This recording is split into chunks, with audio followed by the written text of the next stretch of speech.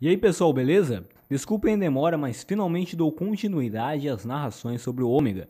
E essa é a terceira parte dessa saga. E nessa parte irá começar os acontecimentos da fase Palas. Vamos nessa?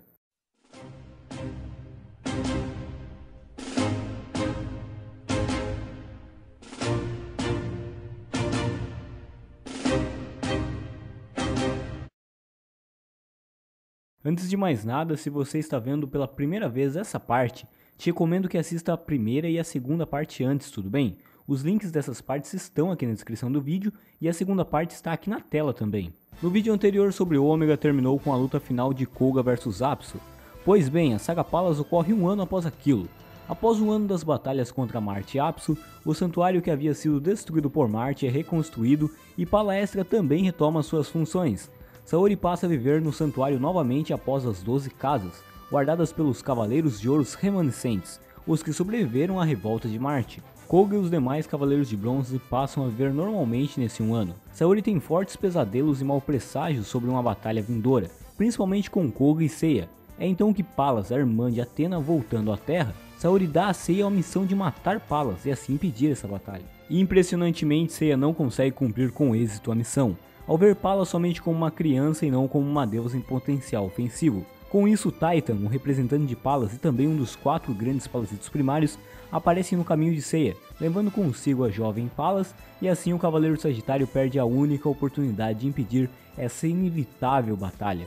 Palas vem acompanhada de seus Palasitos, guerreiros que possuem a capacidade de parar o tempo, e utilizam vestimentas chamadas Chronotector. Esses guerreiros, da mesma maneira que os cavaleiros, têm uma hierarquia da seguinte maneira: os soldados Palasitos, ou Palasitos de quarta classe, que são os soldados rasos do exército de Palas, e também a classe mais baixa do exército da deusa. Acima deles estão os Palasitos sem classe definida. O único mostrado pertencente a essa patente foi Miller, embora seu poder se comparasse ao de um secundário, e mais à frente ainda seria revelado o seu real poder. Acima dos 100 patentes estão os terciários, ou Palasitos de terceira classe.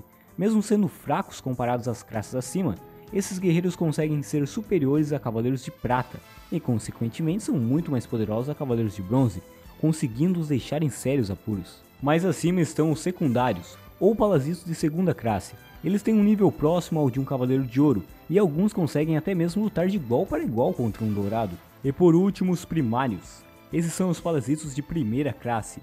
São os mais poderosos dentre os Palasitos e os grandes generais do exército de Palas, comandando cada um dos exércitos, contendo desde soldados a Palasitos terciários e secundários. São 4 no total, sendo eles Titan, Hyperion, Gallia e Aigaion. Os exércitos de Palasitos são identificados pela cor de seus trajes.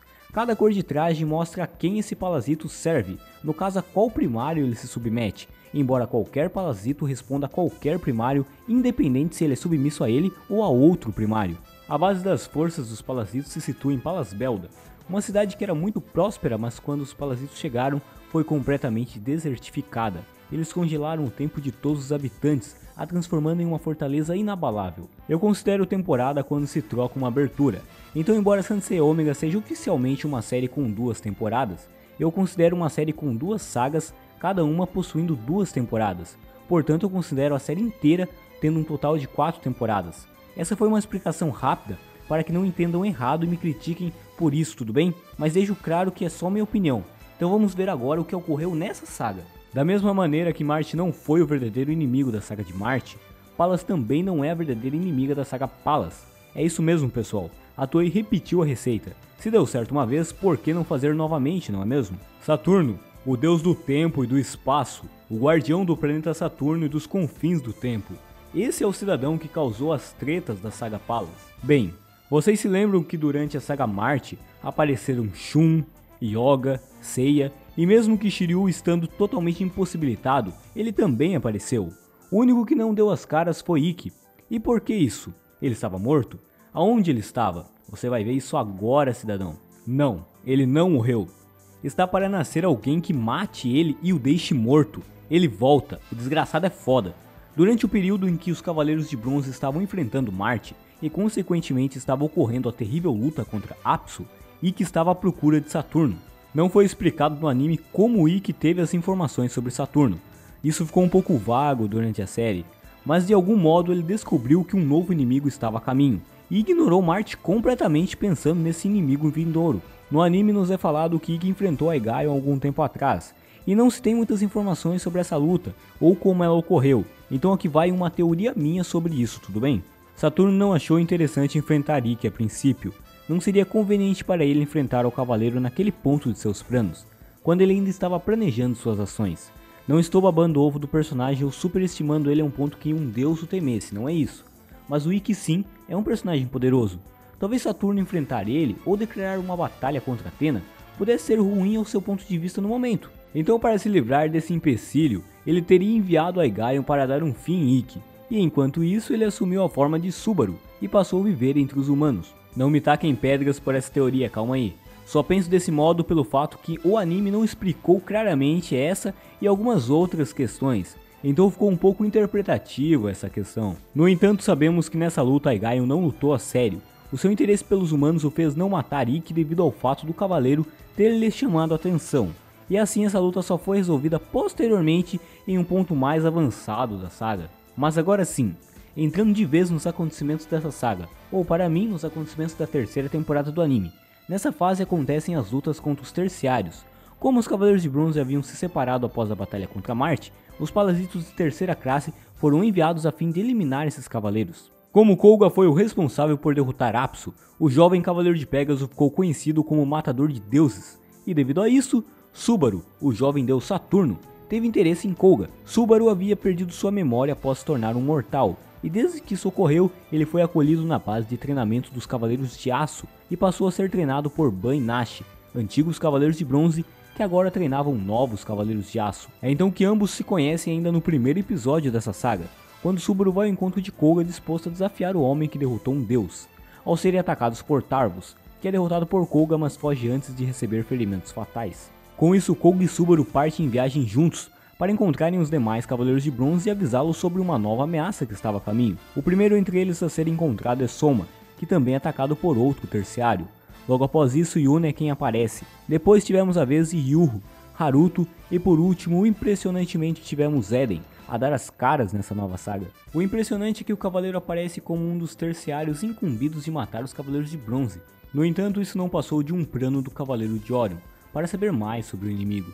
E no mesmo episódio que ele aparece, isso já nos é revelado. É logo após isso que ocorre a real declaração de guerra entre as forças de Athena e forças de Palas. Depois disso, o anime passou por uma fase mostrando acontecimentos em outros lugares do mundo, onde pudemos ver o cavaleiro lendário Shun lutando novamente. Mas isso ocorre apenas durante 2 episódios. Logo em seguida, o inimigo já ataca enviando um exército de soldados palazitos até Palaestra, onde pudemos ver Genbu entrando em ação.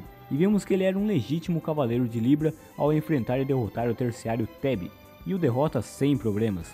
Vimos também ele enfrentar e derrotar um secundário, e novamente sem dificuldades alguma. Infelizmente com isso acontece algo que muitos fãs ficaram putos, e eu sou um deles.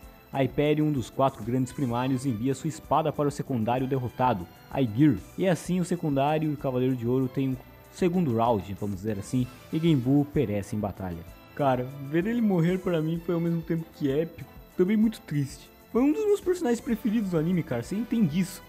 Mas continuando nos acontecimentos do anime, é então que Seiya também vai para Palaestra, para tomar frente da batalha contra o exército Palazito, ao lado também da deusa Athena. É isso mesmo pessoal, finalmente a Saori sai do santuário e opta por entrar em ação. Com isso a história dá um salto tremendo e Saori decide que chegou o momento de atacar o inimigo. E Seiya lidera um ataque até a fortaleza de Palas, ao lado de alguns Cavaleiros de Prata e dos Cavaleiros de Bronze. Ao entrar em Palas Belda, o cenário do anime se transforma abrangendo somente a fortaleza inimiga, sendo o lugar onde os Palazitos terciários que já haviam aparecido anteriormente na série, mas que sempre se retiravam antes de morrerem, enfrentam definitivamente aos Cavaleiros de Bronze. Subaru, que até então era um Cavaleiro de Aço, também nos surpreende ao receber de um Cavaleiro à beira da morte uma armadura de bronze. E no finalzinho dessa temporada, para nossa felicidade, surge Ikki de Fênix, de forma excepcional, devo ressaltar, enfrentando ao Palazito sem classe definida Miller, que já havia dado muito trabalho aos Cavaleiros de Bronze. Com Ikki aparecendo é descoberto sobre Saturno, o real inimigo, e Athena juntamente com os Cavaleiros de Ouro sobreviventes também se dirigem para Palas Belda, onde Shiryu, que estava novamente apto a lutar, assume a armadura de Libra no lugar de Genbu. E assim os novos Cavaleiros de Bronze, os Cavaleiros de Ouro e os Cavaleiros Lendários juntam forças para a decisiva batalha, contra os Palazitos secundários, os terríveis primários e o verdadeiro inimigo por detrás de tudo. Pessoal, no próximo vídeo sobre o Ômega essa série termina. Estou esperando por todos para finalizarmos essa saga juntos. Até a próxima! Se gostou do vídeo, não deixe de dar aquele like maneiro. Caso ainda não seja inscrito, se inscreve aí no canal. E é claro, divulgue em todas as redes sociais. Tem o canal Dogma Central, somente sobre o anime Evangelion. O link está aqui na descrição. Tem uma página muito legal de cavaleiros no Facebook. Seu nome é Império Sanseiya. Não deixe de conferirem. O link também está aqui na descrição, juntamente com o link da fanpage e do grupo do CDZ Extreme. Aqui no CDZ Extreme, o espaço é cavaleiros. Ficamos por aqui. Um grande abraço, pessoal. Fui!